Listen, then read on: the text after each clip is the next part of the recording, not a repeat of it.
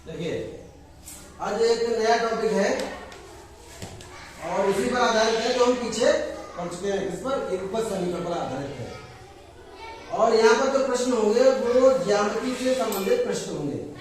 ज्यामिति का मतलब समझ रहे हो, यानी कि जिसको चित्र बनाना या किसी चित्र का अध्ययन करना, मकान का रेखा गणित से संबंधित। और रेखा गणित में आपके लिए क्या क्या चीज होती है, त्रिभुज, चतुर्भुज, घन, घनाभ, ये सब चीजें आती हैं ज्यामिति में। ठीक है, तो इसके बारे में आपको अध्ययन करना है, अध्ययन करके और इन प्रश्नों को हल करना है।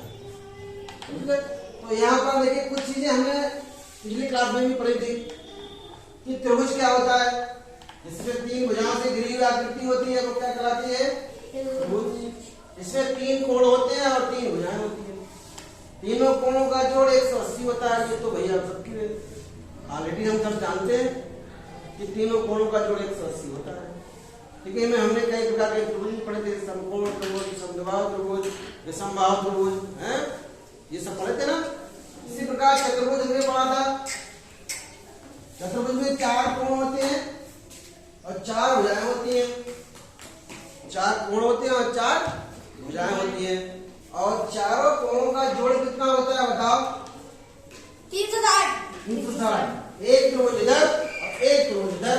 एक त्रिभुज का 180, दूसरे का भी 180, तो टोटल कितना? 360। ऐसे याद रखो कि एक त्रिभुज का जो कोण होते हैं, तीनों कोण होते हैं, उनको जोड़ेंगे तो कितना आएगा? 180। और वहां पर कितने त्रिभुज बन रहे हैं चतुर्भुज में? 2। 180 प्लस 180 तो कितना हो गया? 360। ठीक है, अनुपात से भी आप बहुत परिचित है। अनुपात हमने पढ़ा है पीछे क्लासेस में पढ़ा है, तो अनुपात से भी बहुत परिचित है हम कि अनुपात क्या होता है। जैसे मान लीजिए किसी के पास 3 रुपए है और किसी के पास 2 रुपए है, तो ये क्या होगा? न्यूनतम अनुपात कहलाएगा। अनुपात को 2 चिन्हों से, ये 2 बिंदु है वो लगा देते हैं, तो एक को 3 है और ये 2 है, तो ये अनुपात कहलाएगा 3:2।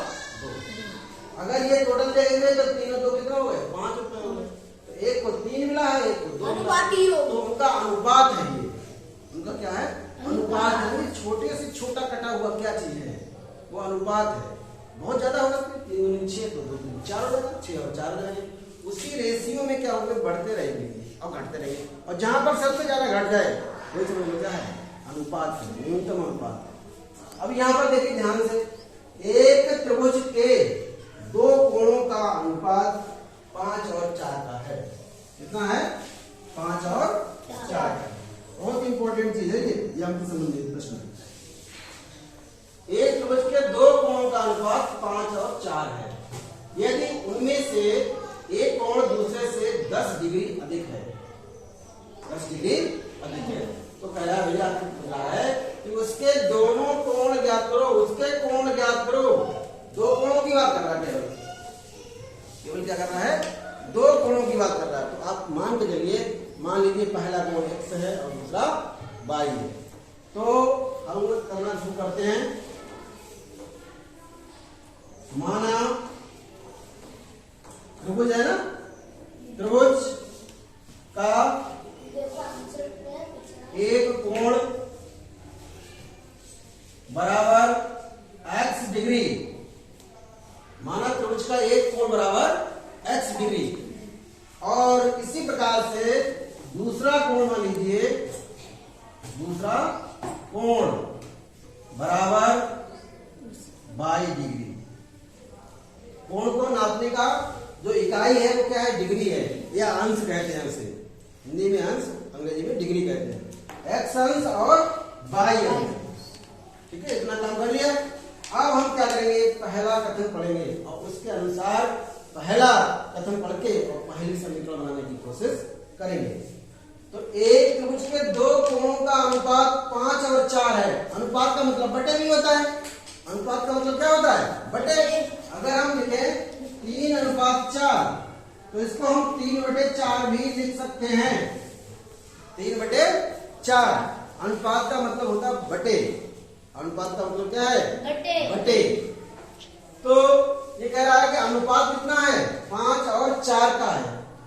5 और मान लीजिए लीजिए, एक x है दूसरा y है, तो इसका अनुपात कितना हो जाएगा x बटे y। इसका अनुपात कितना बैठेगा x बटे y। अगर ऐसे लिखेंगे x अनुपात y तो इसको हम ले सकते हैं बराबर में x बटे y, x बटे y। अब ये कह रहा है किसके बराबर है, 5 अनुपात 4 के बराबर है। तो 5 अनुपात 4 का मतलब है 5 बटे 4, 5 बटे 4। अब इसको सॉल्व कैसे करोगे, ठीक है, इसको सॉल्व करने का तरीका क्या है बताओ। बता सर, ये तो हमारा बाएं हाथ का खेल है। 4x बराबर 5y, x आगे इधर पढ़ लो। 4x minus 5y equal to 0, 4x minus 5y equal to 0, 5y बराबर 0। समीकरण नंबर 1 हमने कितनी जल्दी से निकाल ली, बहुत सरल है। ठीक है। अब दूसरा समीकरण निकालने का प्रयास करो, प्रथम कथन से, ठीक है।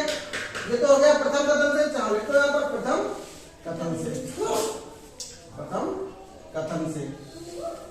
अब द्वितीय कथन हमारा क्या है देखो, द्वितीय कथन से ये सवाल जब ही आसान लगते हैं जब आपको समीकरण बनाने में रुचि पैदा हो जाएगी, तब ये कह के आराम से। और हमें हमेशा समीकरण बनाते समय बराबरी का संबंध लाना होता है।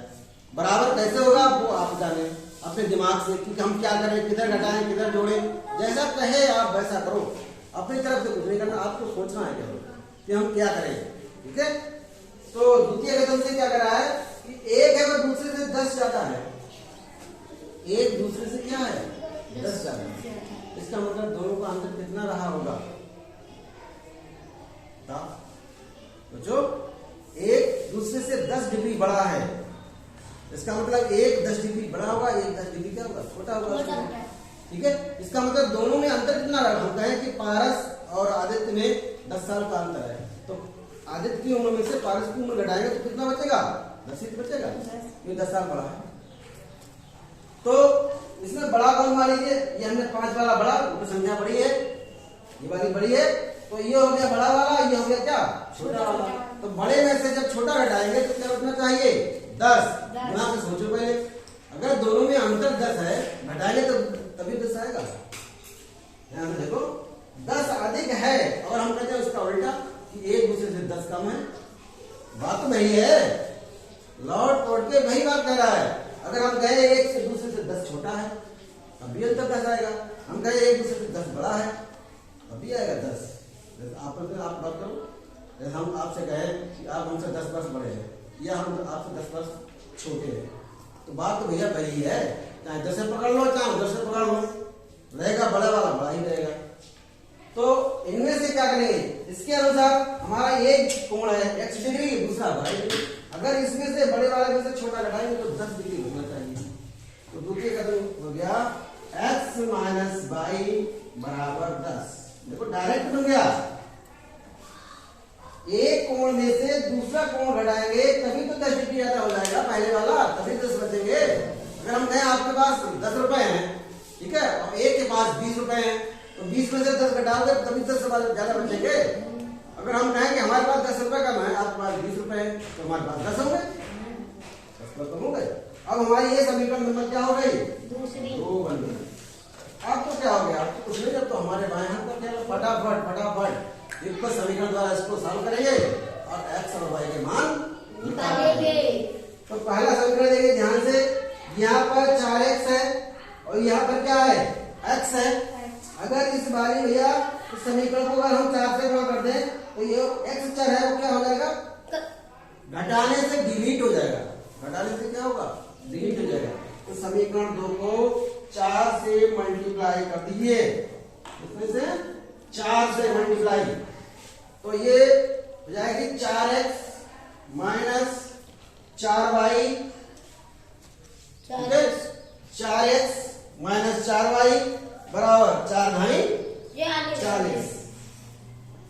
ये हमारी समीकरण नंबर कौन सी थी 2। अब पहले वाली उतार लो, इसमें कोई किसी को दिक्कत नहीं, बताओ कोई अगर प्रॉब्लम है तो बताओ भाई, कहीं कुछ समझ में नहीं आ रहा हो, सब कुछ समझ में आ रहा है जी, कोई एक भी चीज अगर नहीं आ रही है तो आप भी आप पूछ सकते हैं तुरंत। अगर बीमारी बढ़ाओगे, बताओगे नहीं, छुपाओगे नहीं, उतनी बढ़ती जाएगी वो। अगर तुम हमसे छुपाओगे तो वो तुम्हारी बीमारी फैल जाएगी। यहाँ पर बीमारी कौन होगी? पढ़ने वाली। अगर तुम हमसे छुपा लोगे तो वो तुम्हें समझ में नहीं आएगी। समझ में जब आएगी जब आप हमें बताएंगे। ठीक है, जैसे डॉक्टर के पास जाते हैं, उपचार करवाते हैं, अब कुछ छुपाओगे डॉक्टर दवाई किसकी देगा बताओ? छुपाना नहीं चाहिए। जो भी आपको प्रॉब्लम हो तुरंत बताएं। अब यहाँ पर देखिए, यहाँ पर क्या हो रहा है? सेम तो है, हम डिलीट करना चाहते हैं मगर अब तो डिलीट नहीं हो रहे हैं। सेम है मगर डिलीट नहीं होंगे। कब? जब डिलीट होंगे, जब विपरीत चिन्ह होंगे तब। तो यहाँ पर हमें लिखना क्या पड़ेगा?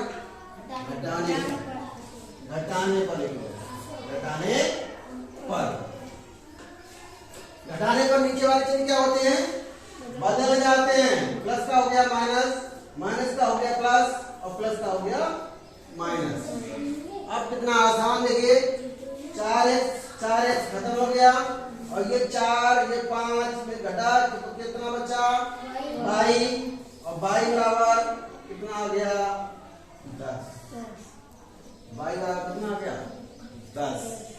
अब 22 का मान, अब हमें x का मान चाहिए तो 22 का मान समीकरण 1 में रख दो। समीकरण 1 में रखने पर 22 का मान समीकरण 1 में रखने पर तो 1 है कहाँ? ये बैठी हुई, देखो यहाँ पर 4x माइनस 5y बराबर 0। तो 4x माइनस 5 गुणा 10 बराबर 0। गड़बड़ लग रहा है? 40 पकड़ लिया है। देखो ये देख रहा है ध्यान से। 4 एकम 4, 4 एकम 4, 4 ढाई 40। तो ये आएगा 40 डिग्री। इसका मतलब ध्यान से देख रहे हो। तभी से हमारा समझ में आया। ये हो गया 40। ठीक है, कोई बात नहीं, प्रॉब्लम कभी हो जाता है ना। अब देखिए यहाँ पर 22 का मान हमने 40 यहाँ रख दिया। 5 गुणा 40 सुधार कर लीजिए। 4x माइनस 5y बराबर 0 है तो 4x माइनस 5 गुणा 40 और बराबर 0। y बराबर 40/9। अब 4x बराबर 4x प्लस इसको थोड़ा सा सॉल्व कर लो। 5 चौक 20 ये हो गया 200 और बराबर 0। इसका मतलब तुम पढ़ाई में ध्यान दे रहे हो। तुम्हारी नजर है यहाँ पर कमलेश। तो 4x बराबर ये हो जाएगा 200। उधर गया माइनस 200 उधर गया तो क्या हो गया? प्लस का 200। अब हमें निकालना क्या है? x बराबर हो जाएगा 200/4। जब 200 को 4 से भाग करेंगे, भाग करना हमने तुम्हें सिखाया डायरेक्ट। 4 × 20 कुछ नहीं बचा, 4 0 0 तो ये आ गया 50 डिग्री। ठीक है, और ये आ गया था 40 डिग्री। उस समय आया था 10 डिग्री, वो गुणा भूल गए थे उसमें। ठीक है, तो एक प्रकार से हमारा पहला गुण आ गया है ये 50 डिग्री बड़ा वाला। ठीक है, और छोटा वाला कितना आ गया? 40 डिग्री। आप इसको सर्टिफाई कर लीजिए कि हाँ ये सही है गलत है, ये सही है या गलत है। तो कह रहा है इनमें अनुपात 5 और 4 का है। तो देखिए अगर इसको भाग करेंगे तो 0 से 0 उड़ गया और बचा गया 5/4 और 5/4 क्या होता है? 5/4। पहला कंडीशन सेटिस्फाई हो गया। सर जी 0 तो उदासीन है ना, तो नहीं प्लस में है तो माइनस में है। कौन सा 0? जो देखो सर जी ना, ये ना है समय ऊपर समीकरण ना बनाओ ये। हाँ 40 में से 0 घटाए तो क्या बचेगा? 40 में 40 में से 0 घटाएंगे तो बचेगा क्या? 40। 0 का मतलब कुछ नहीं है।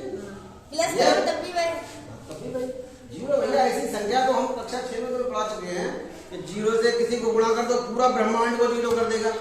पूरा ब्रह्मांड 0, कितना भी बड़ा हो संख्या। ठीक है, हमने एक बात में और बताई कि दुनिया में जितनी भी संख्याएं हैं उनकी अगर गुणा करोगे तो इकाई का अंक कितना आता? ठीक है, अब कितनी भी बड़ी संख्या से अगर 0 को गुणा कर दे तो सारा धराशायी हो जाता है, 0 ही हो जाता है। ठीक है, तो ये तो पहला कंडीशन सॉल्व हो गया 5:4। हमारा पहला उत्तर जो कथन है वो सही है। अब दूसरा कह रहा है कि दोनों में 10 का अंतर है। 50 और 40 में कितना अंतर है बताओ? 50 डिग्री में और 40 डिग्री में कितना अंतर है? देखिए इसका मतलब दोनों कथन फिट बैठ रहे हैं बिल्कुल। इसका मतलब आंसर हमारा बिल्कुल ठीक है। ठीक है। अब आगे जो अभ्यास आएगी थोड़ा सा इसको हम आगे पढ़ाएंगे। कोटि पूरक और संपूरक कोण। अच्छा। कोटि पूरक और संपूरक कोण के बारे में बात करेंगे कल कि कोटि पूरक क्या होते हैं और संपूरक कोण क्या होते हैं, और इनसे रिलेटेड जो भी क्वेश्चन होंगे वो अगला वाला क्वेश्चन आएगा। ठीक है, थोड़ा हिंट दे दें बताओ। देखिए अगला क्वेश्चन करने के लिए आपको थोड़ा सा पीछे की जानकारी होनी चाहिए। पीछे की जानकारी क्या होगी? हमने बताया था कुछ इसके बारे में बताया। एक शब्द आता है कोटि पूरक कोण। क्या आता है? कोटि पूरक कोण। बहुत आसान है, कोई कठिन नहीं है। और एक आता है संपूरक कोण। सबने पढ़ा है, ऐसा कोई बच्चा नहीं जिसने पढ़ा नहीं है। संपूरक कोण कोई नई चीज थोड़ी है। संपूरक और कोटि पूरक है तो कोण ही। इसमें क्या है? कोटि पूरक वे कोण, इसमें दो कोण होते हैं। दो कोण होते हैं कोटि पूरक के। ऐसे दो कोण होंगे जिनका जोड़ 90 आ जाए तो समझ लो ठीक है, तब तो वहां कोटि पूरक। और संपूरक 180 और संपूरक अगर है तो 180। संपूरक है तो 180 हरी पढ़ाया था आपने। ठीक है। जैसे मान लीजिए 90 करने के लिए 45 ले लो, दूसरा भी 45 बस हो गया। ये 60 ले लो और ये 120 ले लो। एक या फिर 90 ले लो। आगे कल पढ़ेंगे। ठीक है, बाकी जो अभ्यास है अगले वाले इसका दूसरा सवाल है वो कल करेंगे।